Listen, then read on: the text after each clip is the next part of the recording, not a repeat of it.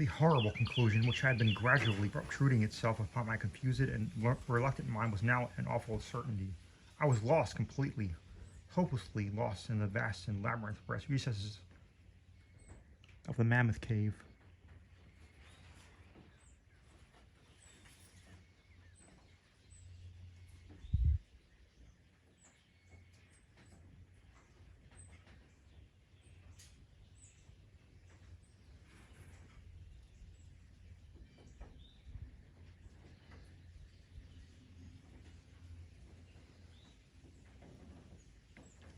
Turn as I might, in no direction could my straining vision seize on any object capable of serving as a guidepost to set me on the outward path.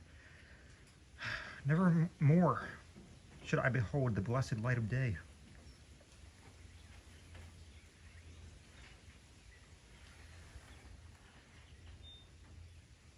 Or scan the pleasant hills and dales of the beautiful world outside.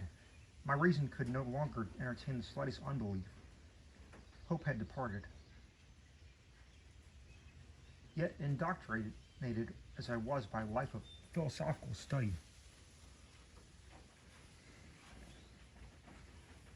I derived no small measure of satisfaction from an unimpassioned demeanor. For although I had frequently read of the wild frenzies into which were thrown the victims of similar situations, I experienced none of these, but stood quiet as soon as I clearly realized the loss of my bearings. Nor did the thought that I had probably wandered beyond the utmost limits of an ordinary search cause me to abandon my composure for even a moment. If I must die, I reflected, then this was this terrible yet majestic cavern, as welcome a sepulchre as that which any churchyard might afford. A conception which carried with it more of tranquility than despair. Starving would prove my ultimate fate. Of this I was certain. Some I knew had gone mad under circumstances such as these. But I felt that this end would not be mine. I had separated myself from the regular part of the sightseers and wandering for over an hour in forbidden avenues of the cave. I found myself unable to retrace the devious windings which I had pursued in forsaking my companions. Already my torch had begun to expire. Soon I would be enveloped by the total and almost palpable blackness of the bowels of the earth. As I stood in the waning, unsteady light, I idly wondered over the exact circumstances of my coming end.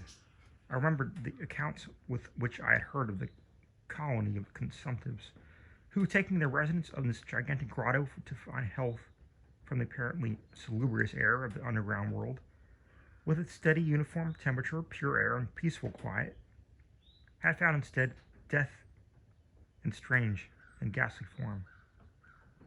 I had seen the sad remains of their ill-made cottages as I passed them by with the party, and had wondered with unnatural influence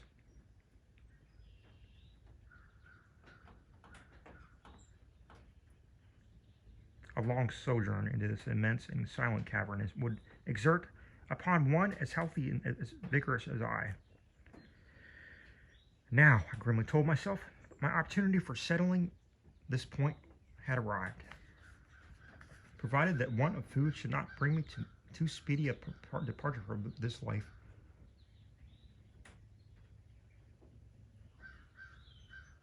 As my last fitful rays of my torch faded into obscurity, I resolved to leave no stone unturned.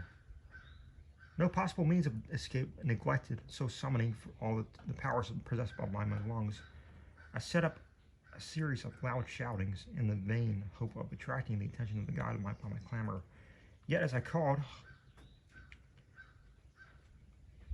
I believed in my heart that my cries were to no purpose, and that my voice, magnified and reflected by the numberless ramparts of the black maze about me, fell upon no ears save my own. All at once, however, my attention was fixed with a start, as I fancied that I heard the sound of soft approaching steps on the rocky floor of the cavern. Was my deliverance about to be accomplished so soon? Had then all of my horrible apprehensions been for naught, and was this the guide having marked my unwarranted absence from the party, following my course, and seeking me out in this limestone labyrinth? Whilst these joyful queries arose in my brain, I was on the point of renewing my cries, in order that my discovery might come the sooner, when in an instant my delight was turned to horror as I listened, for my ever acute ear, now sharpened in even greater degree by the complete silence of the cave.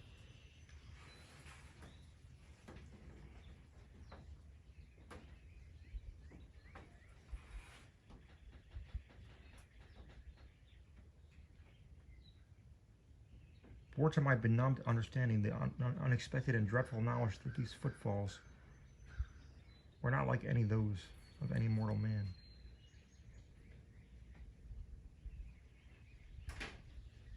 In the unearthly stillness of the subterranean region, the tread of the booted guide would have sounded like a series of sharp and incisive blows. These impacts were soft and stealthy, as of the padded paws of some feline. Besides, at times, when I listened carefully, I seemed to trace the falls of 4 instead of 2 feet. I was now convinced that I had by my cries aroused and attracted some wild beast, perhaps a mountain lion which had accidentally strayed within the cave. Perhaps I considered the Almighty had chosen for me a swifter and more merciful death than that of hunger. Yet the instinct was of self-preservation, never wholly dormant, was stirred in my breast, and though escaped from the oncoming peril might but spare me for a sterner and more lingering end, I determined nevertheless to part with my life as at high a price as I could command. Strange as it may seem, my mind conceived no intent on the part of the visitor, save for that of the hostility. Accordingly, I became very quiet in the hope that the unknown beast would, in the absence of a guiding sound, lose its direction as I had, and thus pass me by. But this hope was not destined for realization, for the strange footfalls all steadily advanced, the animal evidently having obtained my scent, which is in an atmosphere so absolutely free from its all distracting influences as that of the cave, could doubtless be followed at a great distance. Seeing therefore that I must be armed for defense against an uncanny and unseen attack in the dark, I grouped about me the largest of the fragments of the rock which were strewn about all parts of the floor of the cavern in the vicinity, and grasping one in each hand,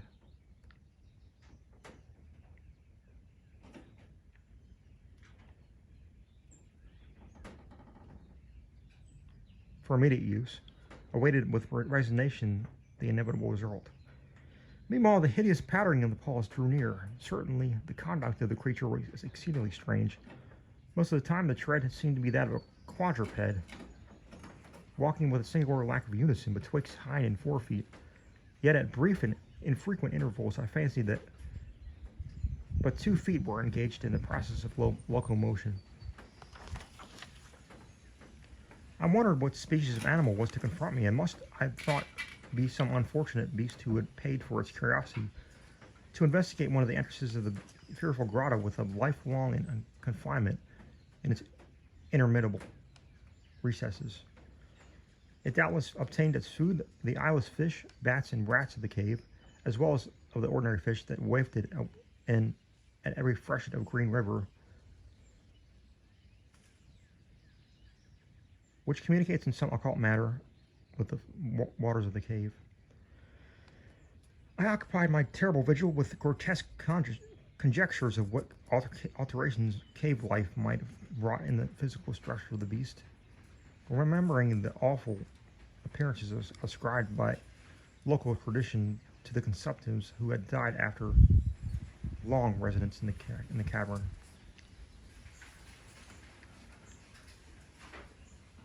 Then I remember with a start that even should I succeed in killing my antagonist, I should never behold its form,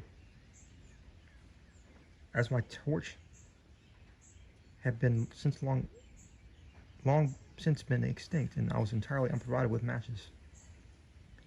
The tension of my brain now became frightful. My disordered fancy conjured up hideous and fearsome shapes from the sinister darkness that surrounded me, and it actually seemed to press upon my body. Nearer, nearer.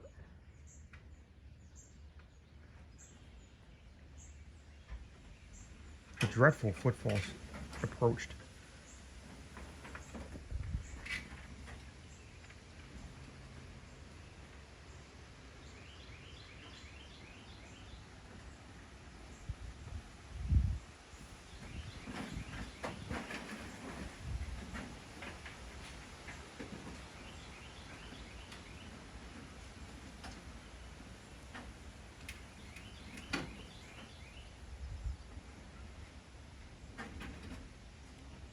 It seemed that I must give vent to a piercing scream, yet, had I been sufficiently irresolute to attempt such a thing, my voice could scarce have responded. I was petrified, rooted to the spot.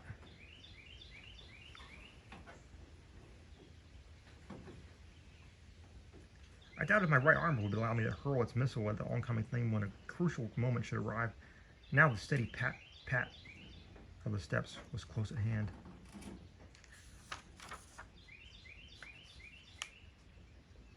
Now very close, I could hear the laboring breathing of the animal, and terror-struck as I was, I realized it must have come from a considerable distance, and was correspondingly fatigued. Suddenly the spell broke. My right hand, guided by my ever-trustworthy sense of hearing, threw with full force the sharp-angled bit of limestone which it contained. Toward that point in the darkness from which emanated the breathing and pattering, and wonderful to relate, it nearly reached its goal, for I heard the thing jump, landing at a distance away, where it seemed to pause.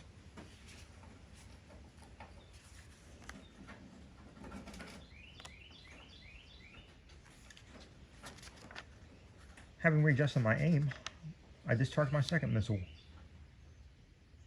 This time, most effectively, for with a flood of joy I listened as the creature fell in what sounded like a complete collapse, and evidently remained prone and unmoving. Almost overpowered by a great relief which rushed over me, I reeled back against the wall. The breathing continued in heavy gasping inhalations and expirations, whence I realized that I had no more than wounded the creature. And now all desire to examine the thing ceased.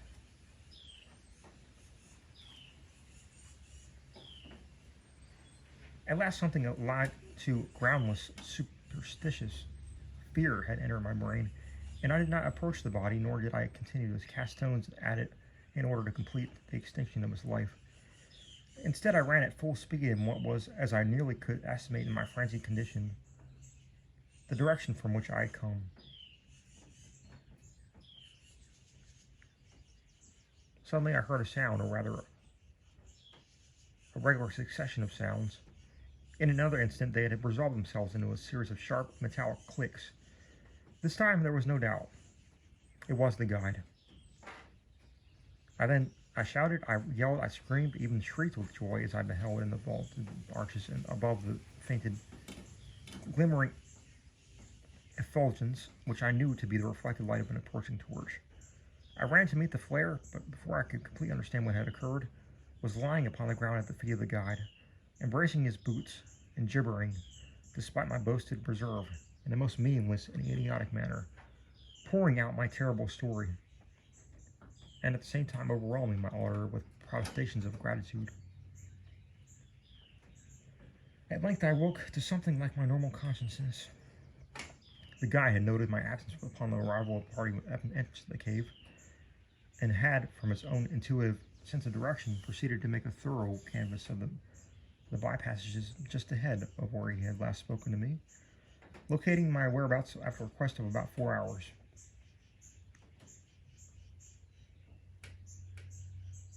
By the time he had related this to me, I, emboldened by his torch and his company, began to reflect upon the strange beast which I had wounded but a short distance back in the darkness.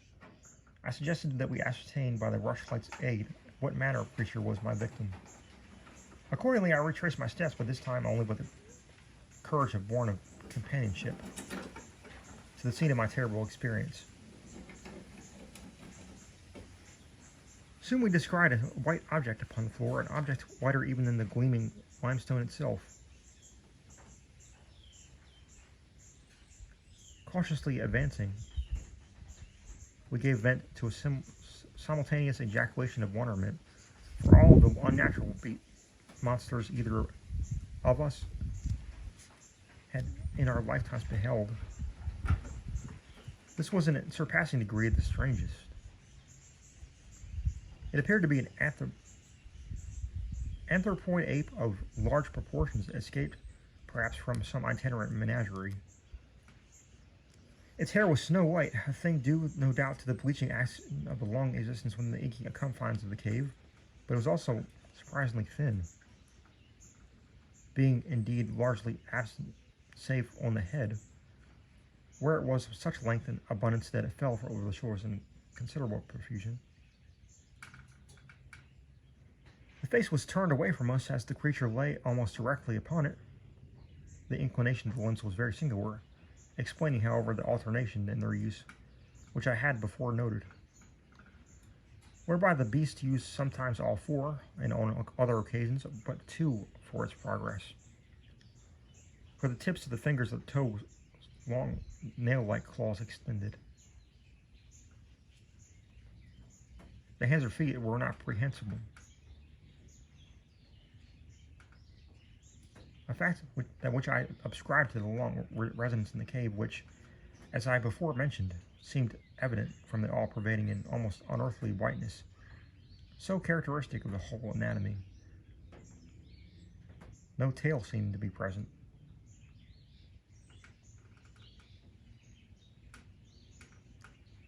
The respiration had now grown very feeble, and the guide had drawn his pistol with the evident intent of dispatching the creature. With a sudden sound emitted from the latter caused the weapon to fall unused. The sound was of a nature difficult to describe. It was not like the normal note of any known species of simian, and I wondered if this unnatural quality was not the result of a long continued and complete silence, broken by the sensations produced by the advent of the light, a thing which the beast could not have seen since its first entrance in the cave.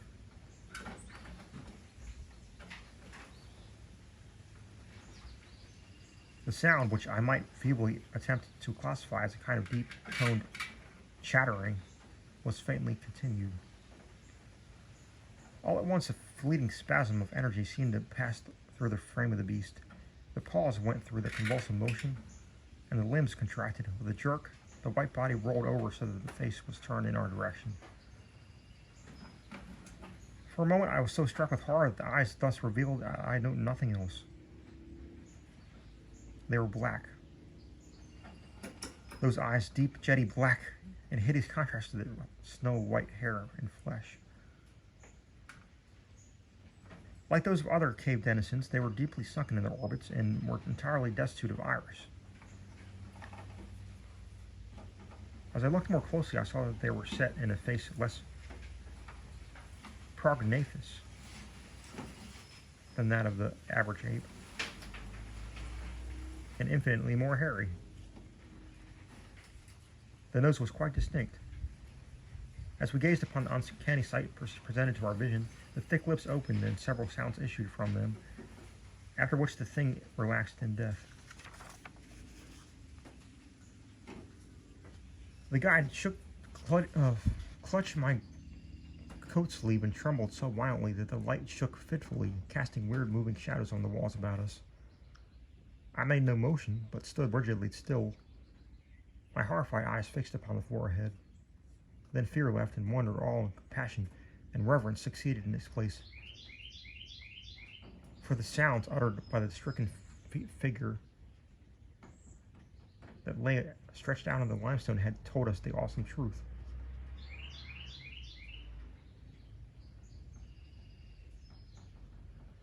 The creature I had killed, the strange beast of the unfathomed cave, was, or had been, at one time, been.